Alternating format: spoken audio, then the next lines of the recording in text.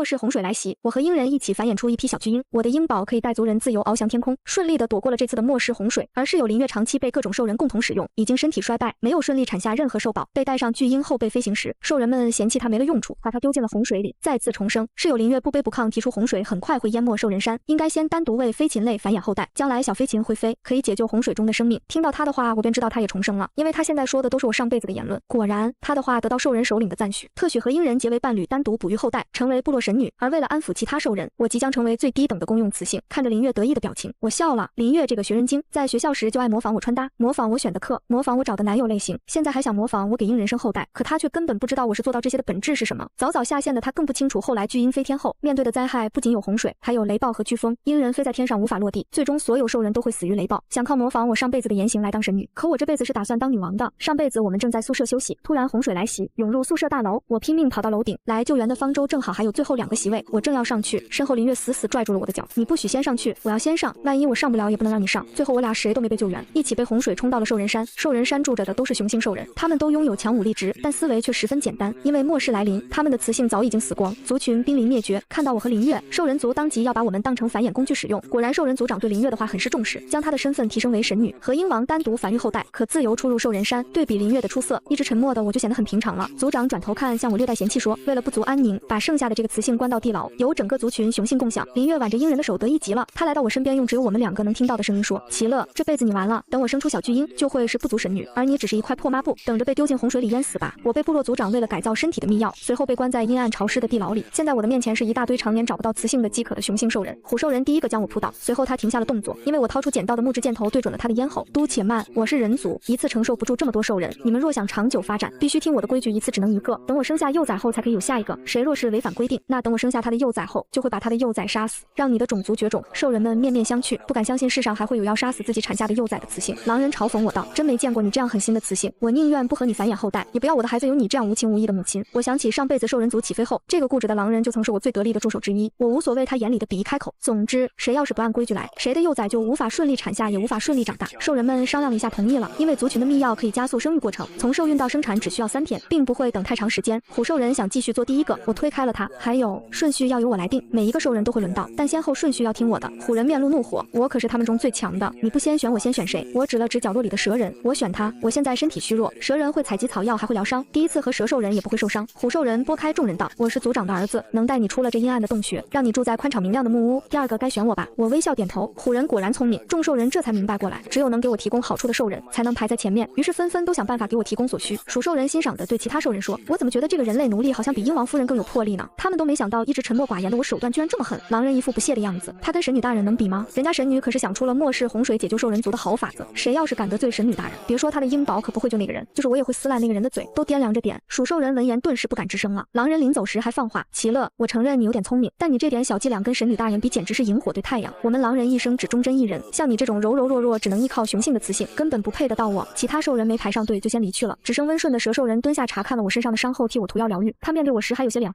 看得出来还有些害羞，我却一把搂住了他的脖子亲了下去。没办法，我赶时间，洪水很快就会来临，我必须尽快将局部好，有计划的生育。受孕后，我体内孕育出了10枚蛇蛋，第3天就离体而出。在秘药的帮助下，我身体迅速恢复，10枚蛇蛋孵化出10个可爱的银白色小蛇宝满地跑。第一次生育，先少生点，免得引起关注。蛇兽人听着他们叫爸爸感动哭了，虎兽人也在这时进来，看见满地的蛇宝宝，面上有一丝嫉妒，他当即把我打横抱起，这3天你是属于我的，我会把你带到我的大木屋里住。虎兽人抱着我上去的时候，正巧碰见林月带着肚子在兽人山上散步助产，看见我被安然无恙的抱出来，丝毫没有他上辈子被玩弄到奄奄一息的惨状，瞬间破防。你不是应该永远留在地牢里当繁衍工具的吗？怎么还能出来？我淡笑不语。虎兽人已经等不及没理会林月，径直把我抱到了木屋。虎兽人果然很生猛，为了有更多自己的后代，折腾了一整天。我很快受孕，虎兽人属于胎生，就是不如卵生的省事，我的肚子都被撑大了，好在产后可以服用秘药恢复。3天后，虎宝宝降生，是6只活泼健康的小白虎。虎兽人握着我的手激动地问，能有自己孩子的感觉真是太好了，什么时候还能再轮到我呀？我还没说话，林月和鹰人就踹开了木屋的门。林月看向我，眼神恶毒，我不允许这个贱人住这么好的屋子，他必须回到最破的地牢里去。虎兽人皱眉反驳，他是有功的，产下后代，按道理可以住在上面了。林月随即挺了挺自己的肚子，论有功，谁比我功劳大？我肚子里可是飞鹰，是兽人族未来活命的希望，若是不按照我说的做，将来我的小鹰就把你们都丢到海里去。其他兽人听了纷纷过来支持林月，就听神女的吧，神女才是能解救我们于末世洪水的人。神女大人的话都充满了智慧，这个下等奴隶要不是还有繁衍的作用，就该把他杀了，让神女大人高兴。涉及到末世洪水的求生问题，虎兽人即便是族长的儿子也不能犯众怒，只能把我重新送回到了地牢。林月愤恨地在在地牢大门加了好几道锁，不允许任何兽人再把我带出去，还下令断了我的每日食物。奇乐，上辈子你样样都比我好，但这辈子你怎么也争不过我了。等洪水来临，我就要把你丢在水里自生自灭。不过可能你会先饿死呢，哈哈。我没理会林月的冷嘲热讽，因为我的蛇宝会偷偷帮我带进来食物。在兽人世界里，幼崽只会听从自己母亲的命令。我抓紧时间继续有计划的选雄性兽人。所有人都没想到，在地牢里我选中的第3个兽人是鼠兽人。鼠兽人惴惴不安问：我是最矮小、最没用的，也没给你太大的帮助，你怎么把我选在这么靠前呢？我笑了，因为鼠人最会打洞呀。鼠兽人的后代体积小，繁育速度快，我破例这3天全都在受孕。3天后，我生下一窝60只幼鼠，给了鼠兽人10只带出去，自己留下了50只偷偷帮我打洞。后面的日子，我选了蚁人，蚁人的后代繁育速度很快，15秒就可以繁育一次。这些蚁人有极高的建筑能力，可以帮我在地牢上方远离入口又隐蔽的位置建造坚不可摧的高塔。林月即使看到了蚁人在建塔，也根本想不到后续会有多壮观。我的小鼠宝们在地牢里继续挖洞，从地牢横着过去，连通高塔和地下。等洪水来临时，地牢坚固的高塔可以避免洪水灌进来。下一个兽人我选了龟人，龟人进化出坚硬防水的巨大龟壳，在水里就是一个天然的潜水艇，将来若是不得已真的被淹了，也能和龟人一起在水里逃生。我生下的兽人种类越来越多，林月生下的鹰宝也一窝接一窝，只不过他并没有孵化出我上辈子的巨型飞鹰。兽人们不禁怀疑，小小的鹰宝宝到底能否真的带人飞行？林月强装着镇定，依旧模仿我曾说过的话，不抛弃不放弃，我的鹰宝会飞，肯定能把你们救出去的。再有敢质疑的，狼人会发出死亡威胁。我最恨不懂感恩的人，谁要是在质疑神女大人，我就咬断他的脖子。所有兽人都以为我很安分，不会翻起一丝水花。我知道现在是时候了。下一个兽人，我选麻雀人。麻雀虽小，但也能飞，而且兽人的藏书阁里有一本繁育巨型幼崽的古籍，上辈子我提出构想后，潜心学习过才真正做到的。林月自然不会知道我在成功背后的努力，他只以为我是运气。麻雀人因为矮小，虽然也是会飞的兽人，但没人会把他跟带人飞行想到一起。可麻雀人有一个优点，繁育速度快，鹰宝诞生1只的精力，麻雀宝就能诞下50只，以量取胜，照样可以托举起人来，而且更加灵活机变，还可以做哨兵。没错，我挑选的这些兽人是为了打造属于我的兽人版海陆空3军。海平面不断上升，兽人山的活动范围越来越小，眼看即将被淹没，终于到了必须尽快弃岛飞行的时候了。林月还不忘命狐狸兽人来将我的地牢口锁死。奇乐，别怪我，这是神女大人吩咐的，这里就是你的坟墓了。我在狐狸人离开后勾了勾唇，是时候出去看看笑话了。洪水蔓延到兽人山的时候，我和小鼠宝们一起钻进提前挖好的密道，地牢处做好防水，跟随蚁人宝宝登上了高塔观察动向。我的其他兽人宝宝也都提前来到了高塔守卫。林月和鹰人正在挑选能够被鹰宝带走的兽人人选，可问题在于鹰宝大约有50只，而且每只鹰宝们的体型都太小，根本没办法带走全部的兽人。兽人们眼看逃生位置有限，都有些急了。首先是部落首领，是我封你为神女的，赋予了你在部落里的无上荣光，我是族长，理应带我走。狐狸兽人也忙献媚道，神女大人，我可是您最忠心的仆人，刚刚替您把奇乐所死在了地牢，此刻他应该已经葬身洪水了，一定有我的位置了吧？狼人听后居然皱了眉，神女大人，奇乐虽然柔弱些，但毕竟也有繁育后代的功劳，你不是说过不抛弃不放弃的吗？林月听后冷笑道，不抛弃不放弃，那都是奇乐说的，我只不过是复述罢了。奇乐这个傻子，我才不会像他一样傻，在漠视谁帮助别人谁就是傻子。他想出来的用鹰人飞行的主意确实好用，漠视洪水，鹰人们都是我的私人飞机，凭什么要带你们这些没用的兽人？我谁都不会带。所有兽人听后都不敢相信，原来主意是我想出来的吗？他们却尊林月当了神女，把我当做最低等的奴隶，不用带兽人。林月的鹰宝们身上背负的全是部落的口粮，一点没剩，反正你们马上都要被淹死，不像我还有命吃。老族长本以为可以有自己的一席之地，谁知林月会做出这样的事，不禁气到吐血，破口大骂，亏你还是我们的神女，我们救了你，又每天供养着你，你却恩将仇报，最起码应该每种兽人都带一位，不至于灭绝啊！早知道当初我们选地牢那位当神女了。林月翻了个白眼，你年纪大了，带着你是个累赘，地牢那个贱女人现在早就被洪水灌入了吧，你现在后悔也没用，至于那些低端兽人全都是没用的废物，就一起淹死在洪水里吧。兽人们愤怒地冲林月发起了攻击，林月的鹰宝们直接带他起飞了，哈哈哈哈，不自量力，我就待在天上看你们被淹死的惨状。林月的飞鹰队伍顺利起飞，地面上被抛下的兽人都在痛苦哀嚎，兽人们把怒火全发泄在了林月的走狗狐狸兽人身上，把他丢进洪水里。你这个帮凶，帮着林月欺负真正的神女，害死我们整个部落。狐狸人挣扎着辩解，你们还有脸说我？明明是我们一起欺负奇乐，我们每一个都有错。众兽人沉默了，狐狸人说的是事实，他们没办法反驳，其中还包括曾经最敬重林月的狼人。他没料到自己一心推崇的神女居然会这么自私的抛弃他们，更没想到自己最看不起的人才是真正的那个有思想有大爱的人。狼人闭上眼睛，起身向洪水的方向走去。突然天空飞来无数只麻雀，黑压压一片，呈着队形盘旋在上空。所有兽人都发出了惊叹，是麻雀？怎么会有这么多麻雀呢？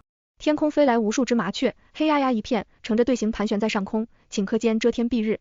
有兽人问道，这些都是奇乐生前繁育的麻雀宝宝吗？居然有这么多，可惜我们居然任由林月害死了兽人族真正的功臣。众兽人听后不免再次陷入悲痛。领头的麻雀宝宝开口，大家别怕，我们的妈妈奇乐没死，她已经建好了避难所，大家快跟我们走。麻雀宝宝们成队形，合力把兽人们抓了起来。天呐，麻雀这么小也能把兽人带飞吗？兽人们既惊讶又兴奋，他们原以为会带着对我的愧疚葬身洪水之中，没想到居然还能再活着见到我。所有兽人都任由麻雀宝宝抓上去，狼兽人这次也没有再特立独行。林月傻眼了，明明他的鹰宝才是兽人山上唯一会飞的猛禽，小小的麻雀居然也有这么大的力量。不甘心的他随即命令他的鹰宝们冲麻雀发动攻击。可看似不是鹰宝对手的麻雀们，身体上居然都盘旋着细小的毒蛇，鹰宝一旦靠近，毒蛇就会朝鹰宝的眼睛喷射毒液。好几只鹰宝眼睛失明，再也无法继续飞翔，跌落在了洪水里。麻雀和小蛇合作，顺利把所有兽人都带回了蚁人的高塔。众兽人从高塔入口进去，来到地下，才发现下面别有洞天，分外宽敞。我的松鼠宝宝们提前将地洞囤好了充足的食物和干净饮用水，足够所有兽人在地下生活很长一段时间。老族长看到我不仅建造了坚固的堡垒，还不计前嫌的救了所有兽人，惭愧的哭了。奇乐，你拯救了我们兽人族，我们以前还那样对你，真是罪大恶极。老族长正说着话，居然吐出了一口鲜血。他刚刚被林月气到，本来年纪就大，一时气急攻心，现在已经是强弩之末了。临死前，他交代说要把族长的位置传给我。你拥有人类的智慧，还有一颗人心，只有你有能力带领我们兽人族在末世生存下去。虎兽人第一个站出来表态支持我说，谁若有不服的，就用投票法决定。众人看着乌泱泱的我的兽人宝宝们，没有一个敢反对的，毕竟现在的兽人族部落，绝大多数都是我生的兽人宝宝了。于是我顺理成章成了兽人族的女王。此时有哨兵麻雀宝宝过来禀报，说林月他们在高空发现了这个高塔，正在冲这边飞来。兽人们很愤怒，他这个大骗子还敢回来，他不仅冒充神女，还害得我们差点后悔终生，杀了他，杀了他。我看着摩拳擦掌的兽人们，当即下令，大家有仇的报仇，有冤的报冤，去吧，守卫我们的高塔。让我没想到的是，一向看不上我的狼人也乖乖听从了我的命令。女王陛下，我会用实力证明你救了我是有价值的。我莞尔一笑，没做回应，端坐在高塔中央台观察外面的情况。林月的飞鹰队伍刚接近高塔，就被吓得瞪大了双眼。蚁人筑成的高塔居然比城市里的高楼还高，他们是怎样做到的？明明不过是些最不起眼的蚁人啊！林月难以相信。随后他又恶毒地向他的鹰宝们发起命令，那群没用的家伙竟然背着我们那藏在高塔里，给我摧毁这座塔。飞鹰们听了命令，朝高塔发起了攻击。蚁人宝宝们早就规划出了射击孔洞，由豪猪兽人负责发射毒箭攻击。来不及躲避的飞鹰被射中，哀嚎了一声。鹰王不愧皮糙肉厚，顶着毒箭抱着林月直接到了高塔入口处。狼人突然堵在了门口。林月大喜，是你？太好了，快放我进去。从前在兽人山，狼人对林月可谓鞍前马后的殷勤。狼人此时冷笑一声，拿出狼牙棒照着林月的脸就是一击。林月那张还算清秀的脸上顿时全是密密麻麻的血窟窿。你敢打我？你不是喜欢我吗？我可是兽人族的神女。狼人手里的棒子挥舞不停，神女，你已经不配了，你现在是我们的仇人。奇乐才是拯救我们的神女，是我们的女王。林月崩溃了的护着头，奇乐没死。为什么连你都会喜欢奇乐？这辈子明明他才是那个下贱的共用雌性啊。听见林月的话，我想起之前每次我出成绩他都要和我比，我选哪个冷门老师的课他必然也会选同一个，我穿好看的裙子转头他就会去买同款，我剪新发型他就会去换一样的，我喜欢校草男友刚恋爱3天他就要来挖墙脚，甚至连上救援方舟的顺序他都要和我抢，才导致我们流落到了兽人世界。如今他得知我现在还好好的，定会想尽办法把我比下去。林月被打了个半死，鹰王见状不妙，赶紧把林月带走，飞离了豪猪的射程范围。我派了机敏的麻雀宝宝跟踪观察他们的动向。此时我正在帮狼人手上的伤口上药。狼人看向我目光温柔，这只是小伤，女王陛下不用浪费珍贵的灵草。我淡淡一笑，兽人宝宝们囤了很多，够我们用很久很久了，这次你表现不错，想要什么奖励吗？狼人红着一张脸，我笑了，我这点萤火之光恐怕入不了你的眼吧。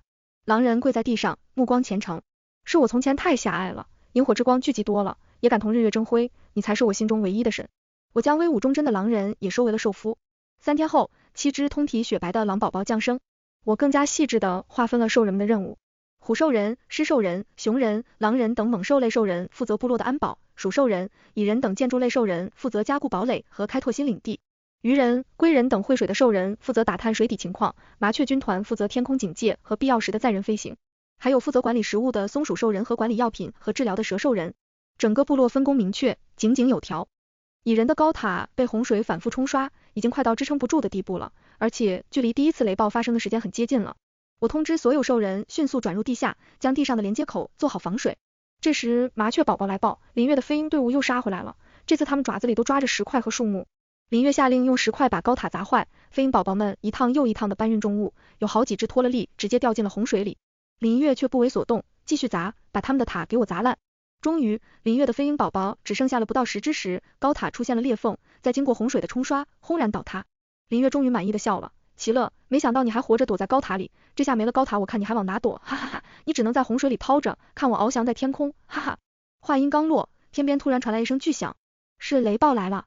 我带领兽人提前躲在了地下，听着外面轰隆隆的雷声作响，雷暴还夹带着10级飓风，想必林月屯的那些食物现在也都消失殆尽了。上辈子我和鹰王带着族群翱翔在大海，看着底下洪水滔滔，以为能待在天上就安全了。可突如其来的雷暴和飓风让我们损失惨重，10天一次的雷暴打击，没有谁还能在高空幸存。很长一段时间后，雷声才停止。麻雀宝宝由龟宝宝护送着出去打探消息，回来说林月的小鹰宝们几乎全被雷暴击穿了，尸体都飘在了水面上。没看到林月和鹰王的尸体，走远了才发现他们正趴在一块地势较高的大石块上休息。他们是用2只鹰宝当做盾牌才得以安全逃生的。据说鹰王当场就甩了林月一耳光，原本鹰王对待林月还算温柔体贴，那是因为兽人宝宝们都只会听从自己母亲的话，鹰王是为了想用鹰宝驮着的物资，如今物资没了，鹰宝宝也没了，林月几乎没有了用处。上辈子我做鹰王夫人的时候也是如此，而且当食物匮乏时，鹰王不仅会吃其他兽人，连自己的鹰宝也不会放过，所以这辈子我也不会放过鹰王的。为了庆祝劫后余生，兽人们在地下开了个宴会，享用提前囤积的食物。我感慨，这时候如果能吃上一口人类世界的食物就好了。龟宝宝这时来回报，说有一艘人类的大船路过了林月他们，林月和鹰王被救到了船上。等我带了狼人、虎人、蛇人作为我的贴身护卫，由龟人把我们送到那条救了林月的大船上时，发现这正是当初我和林月错过的那条方舟。偷偷上船后，我看见林月正在大厅里对着我们幸存的老师和同学做着声情并茂的演讲。我就是这样被齐乐连累流落到了兽人山。到了兽人山以后，齐乐居然和兽人们狼狈为奸，把我变成兽人奴隶，他自己成了神女，不停对昔日的同学我打击报复，最后亲手把我扔进了洪水，是这位善良的鹰人不畏强权救下我的。林月到了现在还在颠倒我和他的经历，我不禁感慨，他到底是有多想成为我呀？有和我熟悉的同学不太相信他说的话，齐乐不是那种人吧？他一直挺助人为乐的呀。林月反驳，那我现在的惨状你敢说不是事实吗？我鼓着掌走进人群，真能编呀，你现在的惨状是事实，但这跟我可没有关系，都是你自己咎由自取的。林月见到我就像见到了鬼，顿时白了一张脸。鹰人见状想跑，被虎人和狼人一左一右制服在地。你居然没死！听见林月问出口的话，我要被逗乐了。我一步一步逼近，林月一步一步后退。你不是说我是神女，把你丢下去了吗？我这么厉害，怎么会死呢？是死在你不准给我送饭的时候，死在你把地牢封口的时候，还是死在你攻击我们躲避的高塔的时候？林月，你嘴里到底有没有一句话是真的？林月没有回答我的话，而躲进了人群大喊，齐乐已经背叛了人类，投降兽人族了，他一定是来灭绝人类的。有一些同学确实被我和狼人他们的阵势吓到，看那个老虎和狼人真的好可怕，他们都听齐乐的话，齐乐说不定真是林月所说的兽人族神女，这次来一定是想把我们都吃了。但和我关系好的几个同学还是选择相信我。齐乐，你没死真是太好了，你明明是短跑特长生，那天怎么会没赶上方舟呢？我看向脸白如纸的林月，开口道，方舟门口应该有监控吧，把监控调出来，你们就会明白，林月说的全都是假的。有人把监控调到大屏幕，上面的画面清晰的显示，我率先到达了方舟入口，里面也还有2个位置，林月从后面出现，拽住了我的脚，你不能比我先上。然后是他紧紧抓着我，一起被洪水冲走的画面。大家这才知道真相。有同学愤愤不平，可惜现在是末世，没有法律去惩罚林月这种行为，只能放过他了。我摇了摇手指，这里虽然没了法律，可林月在兽人世界已经签订了兽人神女契约，她归兽人王国管，我就是兽人的女王，所以你逃不掉了。林月跌坐在地上，害怕的样子分外可笑。为什么这辈子我抢了你的选择，可还是不能过上你那样的人生？上天对我太不公平了。我被林月的脑回路气笑了。为什么你认为还有模仿我你才能得到幸福呢？我有我的特质，你也有你自己的，我收获到的东西不是简单一个选择就能决定的，还需要持续的钻研和努力。知道为什么这辈子你生不出巨婴吗？兽人山的藏书阁就摆在那里，你不会主动去看的，你以为靠模仿我就可以得到我的成就，可这一切没有你的内核在，终究不会属于你。林月听不下去我说的，在他眼里自己没错，都是别人的错。我下令将林月和兽人带回兽人山地下接受审判，林月跑上甲板，对着我大喊，齐乐，我不会给你这个权利来审判我的，总有一世我会超过你。说完就跳入了洪水中。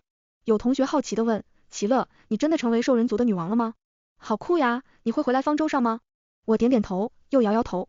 我是兽人的女王，就会保证族人的生存，同样，我也是人类，我的族人们也会在末世里和人类守望相助的。后来鹰人被带回兽人山处死，兽人族和人类签订末世互助条约，在团结合作下，一起挺过了洪水末世。